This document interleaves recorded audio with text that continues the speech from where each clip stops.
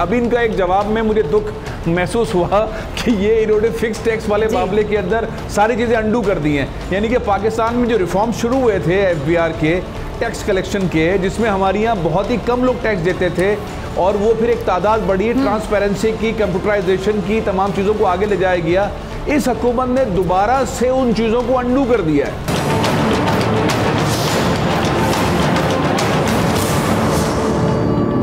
Welcome back नाज़रीन। फैसल अजीज़ खान साहब, उसामा गाजी साहब मेरे साथ मौजूद हैं और शब्बर जैदी साहब ने भी हमें ज्वाइन किया है। बहुत शुक्रिया शब्बर जैदी साहब वक्त देने के लिए। सबसे पहले तो यही जानना चाहूँगी कि मौजूदा हुकूमत के बजट को आप कैसे देख रहे हैं, और आज बजट में जो नॉन टैक्स रेवेन्यू में 2000 अरब रुपए आमदन का तखमीना लगाया गया, शब्बर जैदी साहब क्या कहेंगे मौजूदा हुकूमत के इस तखमीने पर?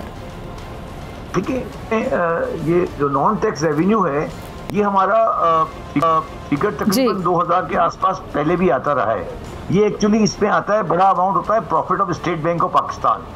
जब आप स्टेट बैंक ऑफ पाकिस्तान का प्रॉफिट निकालते हैं तो वो बेसिकली नॉन टैक्स रेवेन्यू में आता है।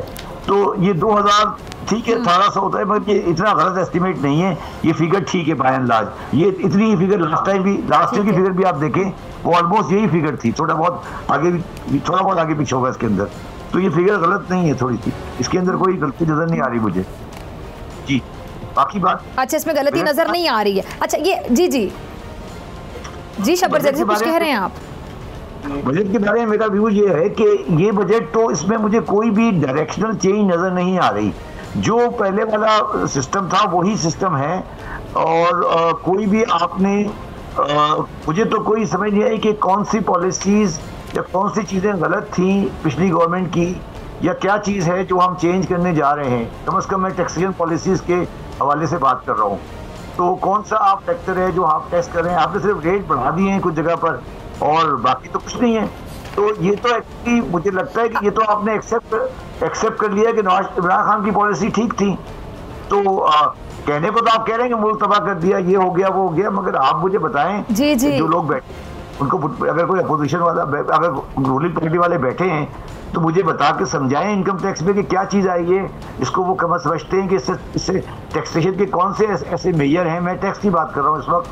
टैक्सेशन के कौन से ऐसे मेजर हैं जिसकी वजह से आप कह रहे हैं कि आपने कोई तब्दीली की है। हाँ, ये ज़रूर है कि आपने प्लॉटों को, जो खाली प्लॉट है उनको टैक्स किया है वेल्थ टैक्स में, वो ठीक है, वो एक आपने एक प्रोविजन की है, उसमें मुझे कोई डाउट नहीं है। मगर आपने जो रिटेलर को एएचटी लगा दी है, इलेक्ट्रिसिटी बिल की फिक्स टैक्स की, तो वो तो आपने बेसिकली वही वापस आ गए कि नॉन डॉक्यूमेंटेशन की तरफ आगे बढ़ गए। तो फायदा क्या हुआ? मुझे तो कुछ समझ नहीं आई। जो सारा मेहनत हमने की थी डॉक्यूमेंटेशन जी वो तो अंडू हो गई सारी। तो मुझे तो ये ठीक है, लेकिन शब्बर जैदी साहब अभी भी बड़ी डिटाई के साथ मिफ्ता साहब ने बहुत सी चीज़ों का जो मलबा है वो पीटीआई की गवर्नमेंट की परफॉर्मेंस पे डालने की कोशिश की है। उनको कसूरवार ठहराया जा रहा है, उनको रिस्पॉन्सिबल ठहराया जा रहा है, खासतौर पे जी पीटीआई हुकूमत IMF के पास क्यों देर से गई, प्रोग्राम्स खत्म कर दिए कोई। जी मुझे ये समझाएं ना कि वो जो कह रहे हैं मलबा डाला है, वो जो है ये कहाँ मलबा मुझे नजर नहीं आ रहा ना। मैं यही तो कह रहा हूँ। मैं समझता हूँ, मैं समझना चाह रहा हूँ ना कि कहाँ से वो किस बुनियाद पे कह रहे हैं कि ये कौन सी चीज़ है जो उन्होंने तब्दील की है। मैं ये कह रहा हूँ, मैं पूछ रहा हूँ कि वो कौन सा प्रोविजन है इनकम टैक्स का जो मिफ्ता साहब ने तब्दील किया है कि जी ये गलत था, हमने इसको चेंज कर दिया है, हम इसको गलत समझते हैं। जो कुछ भी हमने किया, जो किया था पास में, वही आगे चल रहा है। इसमें क्या चीज़ तब्दीली है? मुझे बताए, एक आध चीज़ मुझे समझा दे, मैं भी इसको समझ जाऊँगा। ठीक है। अच्छा शब्बर साहब, ये जो मिफ्ता साहब ने बताया कि जो टैक्स की जो शरह है वो इस वक्त पाकिस्तान में 8.6% और अगले माली साल के दौरान ये जो शरह है ये 9.2% तक ले जाने की तजवीज़ है। तो अभी उन्होंने जो दावा किया कि 2017 और 18 की अगर मैं बात करूँ, 2017-18 में जी सुने आपने मेरा सवाल देखिए, ये इन चीज़ों को मैं सीरियस नहीं लेता कि हम शरह ये ले जाएंगे। मैं तो पूछ रहा हूँ कि आप मुझे बताएं कि कौन सा टैक्स मेजर है जो आपने किया है, जो आप समझते हैं कि जी मैंने पिछली वाली पॉलिसी से एक बड़ी डेविएशन कर दी है। या मैं इस गुत्थी को सुलझाते हैं। हमारे साथ सीनियर एनालिस्ट फैसल अजीज खान साहब मौजूद हैं, उसामा गाजी भी मौजूद है, और उस साइड से तो कोई भी नहीं है जो आप कह रहे हैं। मिफ्ता साहब तो नहीं है मेरे साथ, उनसे पूछूं। फैसल, आप कैसे समझ रहे हैं? शब्बर साहब बड़ा अहम सवाल उठा रहे हैं बार बार, आप कैसे एनालाइज करते हैं इस चीज़ को? देखिए, शब्बर भाई से मैं मुसलसल राब्ते में रहता हूँ और ये पिछले चंद सालों के अंदर बहुत एग्रेसिव किस्म की पॉलिसीज़ जब थे डील कर रहे थे एफबीआर को उस वक्त भी और उसके बाद भी, इस्लाहात की बहुत सारी बातें करते हैं। अभी इनका एक जवाब में मुझे दुख महसूस हुआ कि ये इन्होंने फिक्स टैक्स वाले मामले के अंदर सारी चीज़ें अंडू कर दी हैं। यानी कि पाकिस्तान में जो रिफॉर्म शुरू हुए थे FBR के टैक्स कलेक्शन के, जिसमें हमारे यहाँ बहुत ही कम लोग टैक्स देते थे और वो फिर एक तादाद बढ़ी, ट्रांसपेरेंसी की, कंप्यूटराइजेशन की, तमाम चीज़ों को आगे ले जाया गया। इस हुकूमत ने दोबारा से उन चीज़ों को अंडू कर दिया है और पीछे लेकर, यानी कि दुनिया जा रही है टेक्नोलॉजी में आगे, इन्होंने लाके दोबारा पीछे खड़ा कर दिया और मज़ेदार किस्म का एनवायरनमेंट कर दिया है फिक्स टैक्स लगा के। वो हमारी बात उस वक्त हुई नहीं थी, शब्बर भाई ने बिल्कुल सही पॉइंट आउट किया। अब मामला ये है कि इस हुकूमत से, मतलब मैं तो इसको, मैंने जैसे बात शुरू की थी उस वक्त, मेरे नज़दीक ये सेरेमोनियल किस्म का बजट है। बजट इन्होंने पहले छोटे 2-3 बजट दे दिया जहां इन्होंने महंगाई के मिसाइल गिराए, पेट्रोल डीजल बिजली के प्राइसेस बढ़ाए, और आज ये सूरत हाल है कि पाकिस्तान की कोई भी इंडस्ट्री, वो एक्सपोर्ट की साइड हो, गारमेंट्स वाली साइड हो, वो सर्जिकल की हो, वो कोई भी इंडस्ट्री हो, वो इतनी महंगी प्रोडक्शन के अंदर एक्सपोर्ट करने के काबिल नहीं है। और आने वाले वक्त में अगर डॉलर इसी तरह से आगे बढ़ता रहता है तो हम इंटरनेशनली compete कर ही नहीं पाएंगे। अब जो इन्होंने पेट्रोल और बढ़ाना है, लेवीज और लगानी है, उसके बाद हम जाके कहां खड़े होंगे। अब ये तमाम चीजें एक जगह पर हैं। दूसरा मामला ये है जो शब्बर भाई के लिए भी सवाल है, मैंने उस वक्त मुज़म्मिल असलम साहब को भी आपने ये सवाल रेफर कर दिया था कि ये टैक्स वसूल कैसे करेंगे जब आप बिजनेस वाला एनवायरनमेंट ही नहीं दे रहे, बिल्डर डेवलपर को नहीं दे रहे, आप एक्सपोर्टर को नहीं दे रहे, तो भाई ये वसूल कैसे करोगे, कैसे वसूल होगा? ये सबसे बड़ा सवाल है। जी शब्बर ज़ैदी साहब, आपने फैसल अजीज खान साहब को सुना, ये सवाल का जवाब मैं आपसे जानना चाहूंगी, वाकई टैक्स वसूल कैसे किया जाएगा, कैसे करेंगे? देखिए मेरी बात समझे फैसल साहब, समझने की कोशिश करें। ये जो बजट आपके सामने रखा है ना जी, इसको आप एक बड़े आसान तरीके से देख लें। पिछले साल का बजट उठाएं, आप कोई भी फिगर ले लें, उसको 15 से मल्टीप्लाई कर दें, 15% ऐड कर दें, ये बजट बन जाएगा। आप कोई भी फिगर उठा लें इसके अंदर। शब्बर भाई जब महंगाई कर दी, जब आपने महंगाई कर दी ना पेट्रोल डीजल बिजली के, उसमें अब आपने एक्सपोर्टर को तो एनवायरनमेंट दिया नहीं काम करने का, गैस आपने महंगी कर दी। मेरी बात सुने ना, ये बेसिकली कुछ नहीं है, 6100 का लास्ट टाइम का कलेक्शन है जी, उसमें 15% ऐड करें कितना बना? 6100 के अंदर 15% ऐड करें, वो बन गया तकरीबन 1000 बिलियन जी। 1000 बिलियन 6100 में ऐड करें कितना बना? 7000। फॉर्मूले से कर ये टारगेट है, इसमें कोई इसमें फिजदा ये रॉकेट साइंस नहीं है।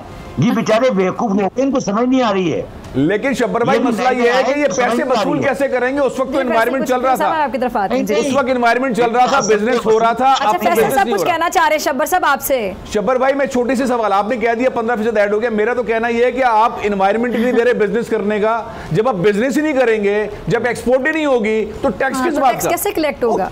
पैसे कहां से आएंगे? मेरी बात सुने, मैं बताता हूँ। हाँ जी, देखिए हमारे टैक्स का तकरीबन 50 से 60% आ रहा है इम्पोर्ट स्टेज पर, तो वो तो इम्पोर्ट होती रहेगी, पैसे आते रहेंगे, रुपए की वैल्यू गिरती रहेगी, डॉलर बढ़ता रहेगा, रुपए कलेक्शन बढ़ती रहेगी, तो ये तो कलेक्शन हो जाएगी, मुझे इसका डाउट नहीं है। 7000, 6500, 6900 के करीब हो जाएगा। इन्होंने बजट दिया 7000 का, तो और बैंकों के रेट बढ़ा दिए, थोड़ा रेट बढ़ा दिए, तो इसमें कोई, मुझे तो कोई परेशानी नहीं है। मगर मैं कुछ सीरियस नहीं, इसको मैं सीरियस नहीं ले रहा बजट को। शब्बर ज़ैदी साहब आपकी इजाजत से, और फैसल साहब आपकी इजाजत से, उसामा गाजी को भी शामिल गुफ्तगू करते थे। उसामा आप भी जरा मुस्कुरा रहे थे, शब्बर ज़ैदी साहब वाला जो फॉर्मूला 15% वाला 15 ऐड। अच्छा वो शब्बर साहब जाहिर है कि हम दोनों से ज़्यादा समझते हैं, वो टेक्निकली मेरा ख्याल है बता रहे हैं कि भाई 7000 अरब इकट्ठा हो जाएगा, चलो जी आप इंपोर्ट से ही ज़्यादा कर लेंगे। लेकिन फैसल साहब जिस तरफ इशारा कर रहे हैं वो कह रहे हैं कि एनवायरनमेंट ऐसा नहीं है। हाँ जी, मैं जो समझ सका हूँ वो ये है कि देखें बात ये होगी कि इससे तो महंगाई बढ़ेगी। शब्बर साहब कह रहे हैं जी इंपोर्ट से आप बढ़ा लेंगे टैक्स, जब वहाँ से आप करेंगे तो जो चीज़ आप इंपोर्ट करें, मिसाल के तौर पर आप घी कर रहे हैं, डॉलर मजीद महंगा हो गया, जिन्होंने कहा जी कम हो जाएगा, वो नहीं हुआ। आप घी इंपोर्ट कर रहे हैं, आप पेट्रोल इंपोर्ट कर रहे हैं, आप अपनी ज़्यादातर ज़रूरियात की चीज़ें इस तरह की हम इंपोर्ट कर रहे हैं, तो इसका क्या मतलब है कि टैक्स जब आपने उधर से बढ़ाना है तो पहले ही एक तो महंगाई, ऊपर से अगर आप उधर से टैक्स पूरा कर रहे हैं तो मजीद महंगाई और चीज़ महंगी हो गई। पेट्रोल पहले ही महंगा, जिस तरह मिसाल के तौर पर पेट्रोलियम लेवी को ही हम ले लेते हैं कि आप 750 अरब रुपया जनाब वहाँ से इकट्ठा कर लेंगे, 1000 अरब को हम कर लें तो 750 अरब रुपया जब आप उधर से इकट्ठा करेंगे तो लोग कहाँ जाएंगे? किस तरह से वो गुजारा करेंगे? और आप कर क्या रहे हैं? कोई नया मुझे बता दें कि आपने पकड़ा हो कि जनाब देखें हम यहाँ से ये जो अमीर तबका है जो पैसा छुपा रहा है अब तक टैक्स नेट में नहीं आया, हम इसकी बेस बढ़ा रहे हैं। कोई नहीं, वही लोग जो टैक्स दे रहे हैं आखिरकार आप उन्हीं का खून और चूसेंगे और उसका इंपैक्ट आएगा गरीब आदमी पर। अब IMF को तो बड़ा आसान है, जिस तरह शबर जैदी साहब ने कहा जी इसमें तो कुछ नयापन नहीं है, इन्होंने बस 15 से हर चीज़ को ज़रब दे दी और IMF के सामने रखा। IMF ने कहा जी वेरी गुड, शाबाश, आप 750 पेट्रोलियम पे भी लगाओगे, यहाँ से भी इकट्ठा करोगे, वेरी गुड। और खुद मिफ्ता इस्माइल साहब जब कह रहे हैं जी हमें इजाज़त दे दी उन्होंने 15% सरकारी मुलाजमी की बढ़ाने की, वो कहते हैं जनाब हमारे सर्वाइवल के लिए बस हमें ये आप करने दो, कहने कर दो, ये 750 अरब रुपया ले आओ, यहाँ अगर कोई 100 अरब तुमने देना भी है अफसरान को और उनको खुश करना है क्योंकि उन्होंने ही आगे से आपके इलेक्शन भी करवाने हैं, उन्होंने ही ये जो पर्चे आप दे रहे हैं दहशतगर्दी के, देखिए क्या अलमिया है कि फोकस आपका किधर है? तहरीक इंसाफ के रहनुमाओं पर, जिनमें डॉक्टर यास्मीन राशिद साहिबा भी हैं, दहशतगर्दी के पर्चे उन पर दिए जा रहे हैं, फोकस इस तरफ है। तो वो जिनसे करवाने हैं, जिनसे आगे चलवाने हैं, उनकी तनख्वाहें बढ़ा दो, इसी तरह से जनाब मीडिया को पैसा लगा दो इश्तिहारात की मद में। लेकिन उसके बावजूद हाल ये है कि कितने लोग आए हैं, आप जरा नोट तो करें, डिफेंड करने हुकूमत को। हुकूमत के कितने लोग आए हैं कि जनाब ये जो बजट आया इसको हम डिफेंड कर लें? आपको ज़्यादा लोग नज़र नहीं आएंगे। इसी से आपको नज़र आ जाएगा कि उनको भी नज़र आ रहा है कि ये हम फारिग हैं इसके बाद।